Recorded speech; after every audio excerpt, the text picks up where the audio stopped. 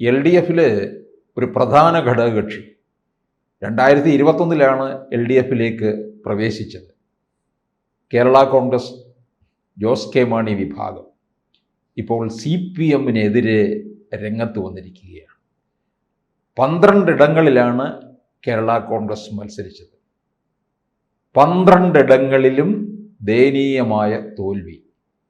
ഈ LDF വന്നതിന് ശേഷം ജോസ് കെ മാണിക്ക് നഷ്ടങ്ങളുടെ ഒരു ഒഴുക്ക് തന്നെയാണ് ഉണ്ടായിട്ടുള്ളത്. അതെ അതെ 2021 ഉണ്ടായിട്ടുള്ളത് എന്താ? റോഷി അഗസ്റ്റിൻ മന്ത്രിയായി, പിന്നെ ഒരു ചീഫ് വിപ്പും കിട്ടി. അല്ലാതെ ഒരു നേട്ടവും ഇല്ല. ജോസ് കെ മാണിക്ക് പാലയിൽ ഇത് 2ാമത്തെ തവണയാണ് പരാജയം. ലോക്സഭാ തിരഞ്ഞെടുപ്പിൽ കോട്ടയത്ത് തോൽവി.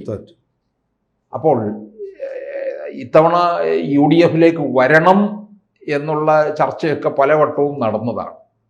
പക്ഷേ അതും എങ്ങുമെത്താതെ പോവുകയും ചെയ്തു. അപ്പോൾ കേരള കോൺഗ്രസ് ജോസ് കെ മാണിയുടെ ഭാവി പ്രതിസന്ധിയിലാണ് നിൽക്കുന്നത്, അല്ലേ? തീർച്ചയായിട്ടും. ഒരു കേരളത്തിൽ ഇപ്പോൾ നടന്ന തിരഞ്ഞെടുപ്പിൽ നല്ലൊരു തീരുമാനം ജനം കൈക്കൊണ്ടത് പ്രാദേശിക പാർട്ടികൾ ഇല്ലാതായി.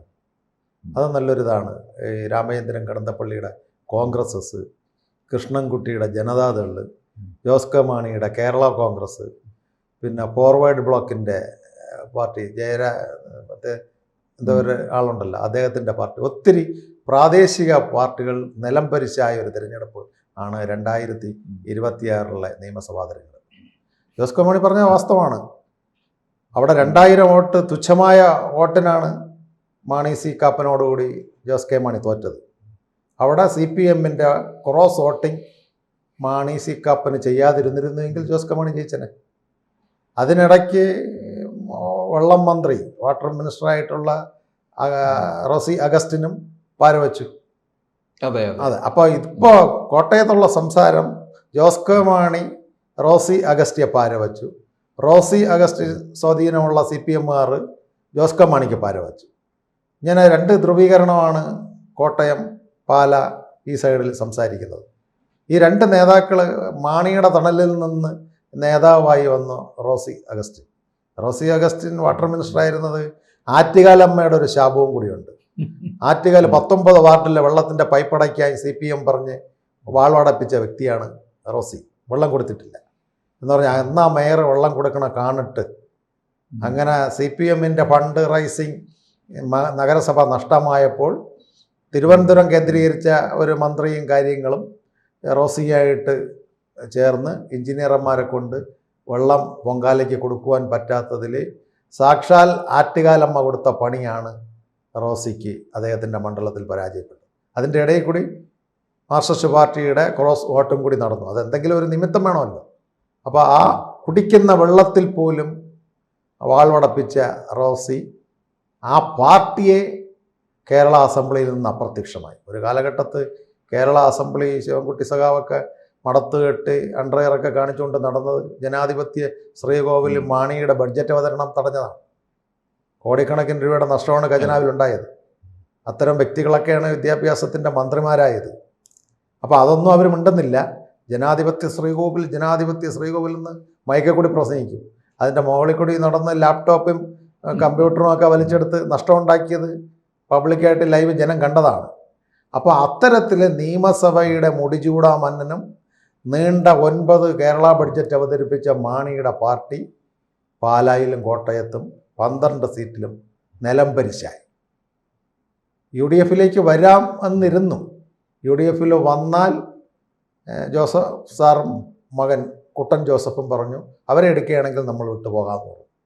അവരുടെ ആ ഒരു കടുംപിടുത്തത്തിൽ ജോസഫ് സാറിൻ്റെ കടുംപിടുത്തം, വ്യക്തിപരമായിട്ട് കേരള കോൺഗ്രസ്സിൽ ഒരാശയത്തിൽ നിൽക്കുന്ന വ്യക്തിയാണ് ജോസഫ് സാറും അദ്ദേഹത്തിൻ്റെ മകൻ കുട്ടൻ ജോസഫ്. അതിനതൊരു സംശയമില്ല.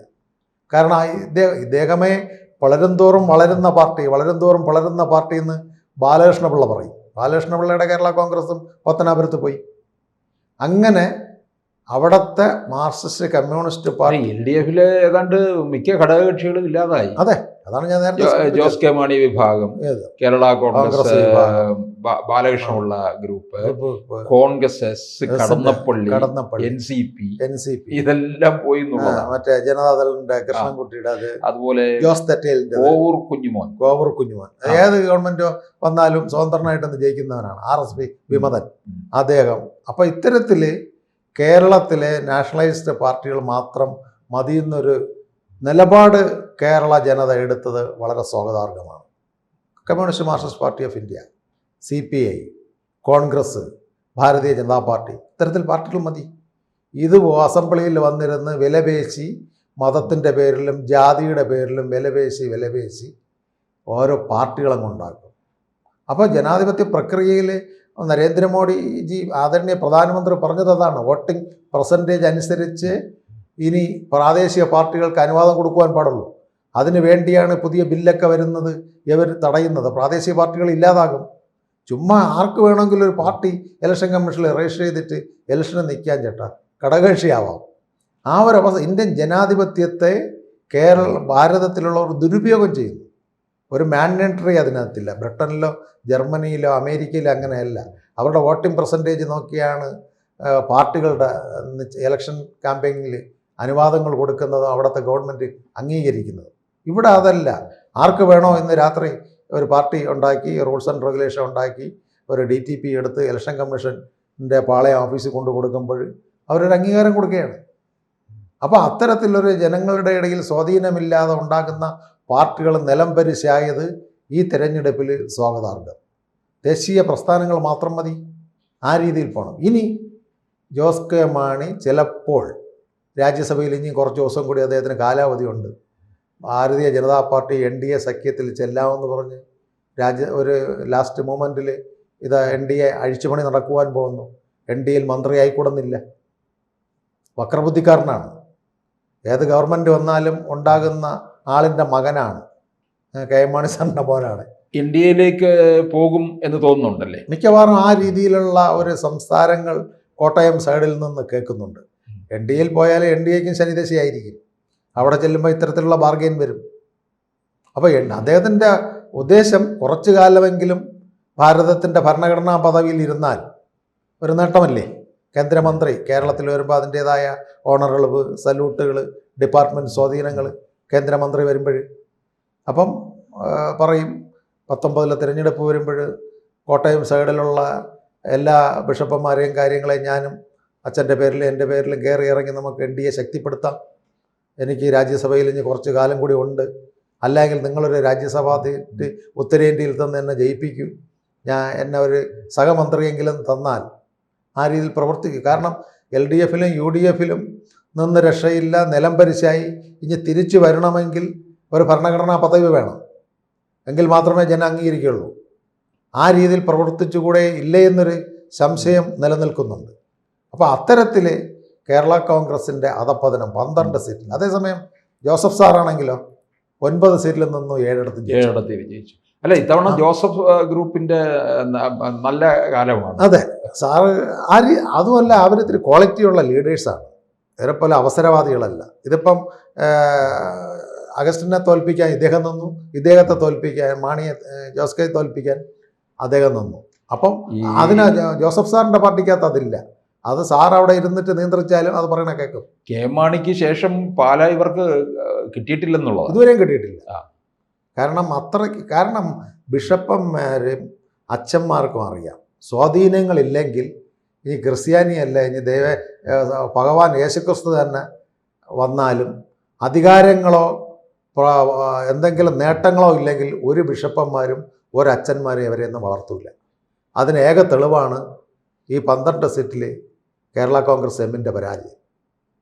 അപ്പോൾ അത്തരത്തിലുള്ള ആൾക്കാർ പിന്നെ എങ്ങനെയാണ് NDAയ്ക്ക് വോട്ട് കൊടുക്കും? NDAയിൽ അവിടെ നടന്നിട്ടുള്ള ധ്രുവീകരണം, അനൂപ് ആൻ്റണി ജയിക്കരുത്, ഷോൺ ജോർജ് ജയിക്കരുത്, PC ജോർജ് ജയിക്കരുത്, ആ ഒരു ഇലക്ഷൻ ക്യാമ്പയിനിലാണ് അവിടെ നടന്നിട്ടുള്ളത്. ഇപ്പോൾ സുരേന്ദ്രൻ മാർക്സിസ്റ്റ് പാർട്ടി മൊത്തം LDFന് 35 സീറ്റ്, അതിൽ 8 CPIക്ക്, ബാക്കി CPMന്. ഇതിൽ നമ്മൾ വോട്ട് എടുത്ത് നോക്കുകയാണെങ്കിൽ കാസർഗോഡ് എടുത്ത് നോക്കണം ചേട്ടാ, 20,000 വോട്ടാണ് CPM നഷ്ടമായിരിക്കുന്നത്. ആ വോട്ട് എങ്ങോട്ട് പോയി? മുസ്ലിം ലീഗിൽ പോയി. സുരേന്ദ്രൻ കഴിഞ്ഞ പ്രാവശ്യം നിന്നതിൽ നിന്നും 7,000 വോട്ട് കൂടുതൽ പിടിച്ചിരിക്കുന്നു. തൊട്ട് കാസർഗോഡ് മണ്ഡലത്തിലെ ആ കുട്ടി, അവിടെയും CPM 12,000 വോട്ട് കുറഞ്ഞിരിക്കുന്നു.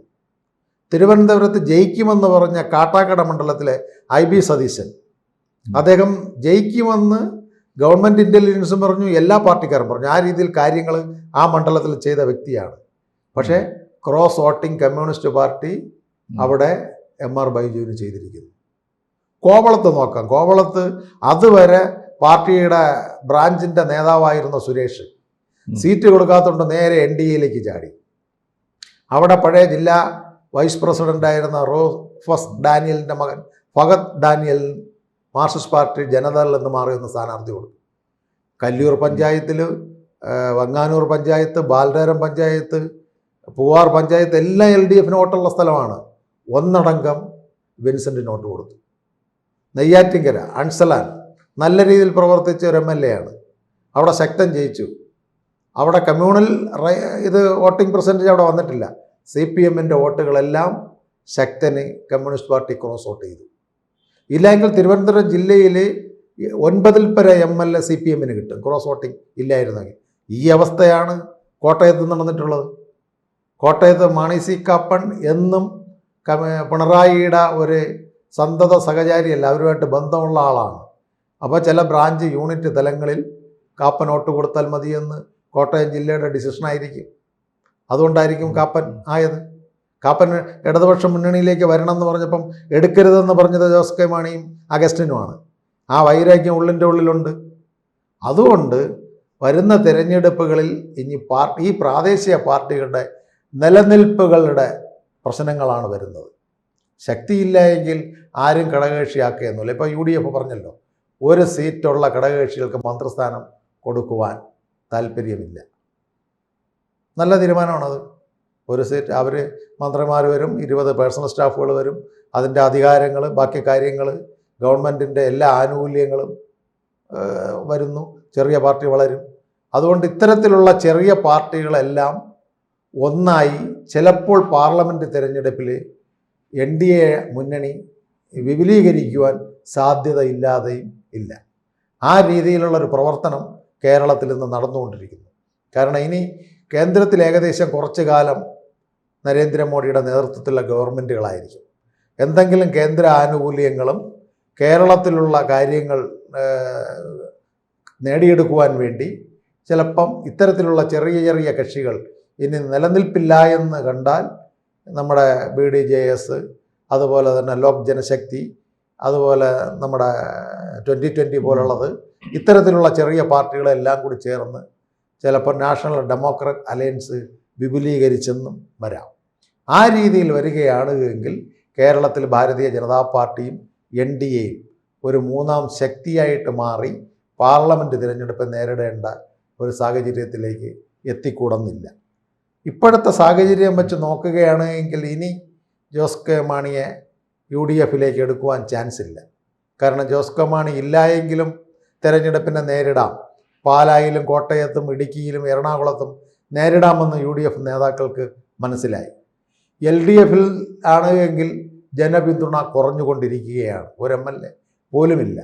ഈ സാഹചര്യത്തിൽ ജോസ് കെ മാണി പോയാലും LDFിന് ഒന്നും സംഭവിക്കുന്നില്ല എന്ന് അവർ തീരുമാനം. ഈ സമയത്താണ് നമ്മുടെ CPIയുടെ ബിനോയ് വിശ്വം പോലുള്ളവർ പറഞ്ഞു, ഇത്തരത്തിലുള്ള പാർട്ടികളെ എടുക്കുന്നത് സൂക്ഷിച്ചെടുക്കണമെന്ന് പറഞ്ഞു. ആദ്യം ജോസ് കെ മാണിയെ എടുക്കുന്നതിൽ ഉഭയകക്ഷി ചർച്ച, LDF ചർച്ച വന്നപ്പോൾ നഖശികാന്ത് എതിർത്തത് CPI ആണ്. കാരണം എടുക്കുന്ന പാർട്ടികൾക്ക് കൂടുതൽ സീറ്റുകൾ കൊടുക്കുമ്പോൾ CPIയുടെ സീറ്റ് എടുത്ത് കൊടുക്കാൻ ഒക്കുള്ളൂ. CPIക്കല്ലേ സീറ്റ് കുറയുള്ളൂ. CPM എന്തായാലും സീറ്റുകൾ കൊടുക്കുകയില്ല. ഈ സ്ഥിതിയിലേക്ക് കേരളം വന്നത് പ്രാദേശിക പാർട്ടികളുടെ അധപ്പതനം ഈ പാർലമെൻറ്റ് നമ്മുടെ അസംബ്ലി തിരഞ്ഞെടുപ്പിൽ നമുക്ക് കേരളത്തിൽ ചെറിയ ചെറിയ കക്ഷികൾ ഇല്ലാതായത് നമുക്ക് കാണുവാൻ കഴിഞ്ഞത് വളരെ ഒരു നല്ല കാര്യമാണ്. ചെറിയ ചെറിയ പാർട്ടികൾ ഇല്ലാതായത്. കൂടുതൽ വാർത്തകളും വിശേഷങ്ങളും നിങ്ങളിലേക്ക് എത്താൻ ABC മലയാളം സബ്സ്ക്രൈബ് ചെയ്യുക, ബെൽ ബട്ടണും അമർത്തുക.